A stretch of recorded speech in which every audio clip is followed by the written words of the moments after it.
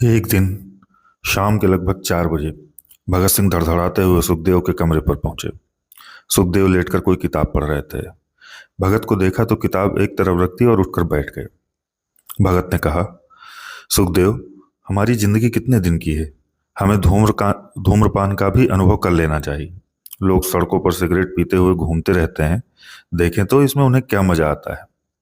इतना कहकर उन्होंने जेब से सिगरेट निकाली और सुखदेव की आंखों के सामने नचाया।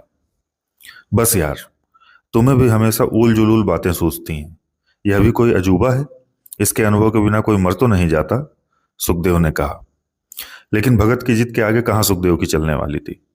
भगत सिंह ने मथुरादास थापर, जो सुखदेव के छोटे भाई थे, से माचिस मंगवाई, सिगरेट जलाई और शान से पीने लगे। 2-3 कश पीने के बाद सुखदेव से बोले, यार इसका धुआं तो आंखों में लगता है, और सिगरेट सुखदेव की तरफ बढ़ा दी। सुखदेव ने जैसे ही कश खींचा, उन्हें खांसी आने लगी। सुखदेव ने सिगरेट खिड़की से बाहर फेंक दी। इसी प्रकार एक बार भगत सिंह दोने में पकौड़े लिए सुखदेव के कमरे पर पहुंच गए। इस बार सुखदेव के कमरे पर भगवती भाई भी थे। भगत आए तो भगवती जाने लगे। भगवती के मना करने पर भी भगत ने जबरदस्ती उन्हें 2-3 पकौड़े खिला ही दिए।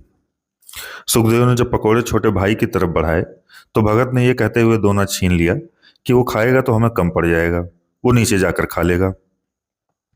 यह सुनकर मथुरादास झेप गए और अपने कमरे में चले गए। थोड़ी देर में जब उन्होंने तरह तरह की आवाजें सुनी तो भागकर सुखदेव के कमरे में आए, और भगत और सुखदेव को बेतरह हंसते हुए देखकर मथुरा घबरा गए। भगत ने जैसे ही मथुरा को देखा, बोले, जा भागकर पाव भर पेड़े लेकर आ। मथुरा भागकर नीचे गए और हलवाई को सारी कहानी बताई। हलवाई ने हंसते हुए कहा, भांग चढ़ गई है, पेड़े से तो और चढ़ेगी, उतार के लिए खटाई खिलाओ।